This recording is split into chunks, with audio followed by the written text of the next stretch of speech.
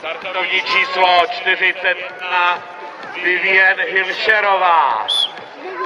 Radka Čadová je narození 2008. Takže vše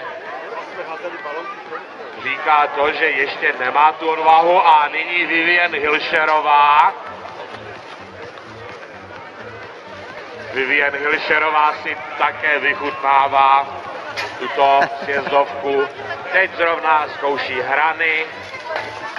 Doufejme, že nebude chtít zkoušet obraty tady v půli sjezdovky. Ne, Vivien Hilšerová také jízdí prostředku cíle a vracíme jí půl metru.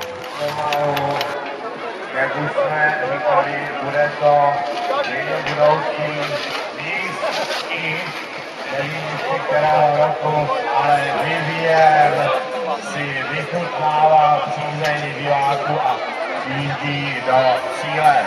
Vivien Hilšerová v cíli, startovní číslo 42 Terezie Petrová. Terezie Petrová a nahoře máme ještě dva závodníky.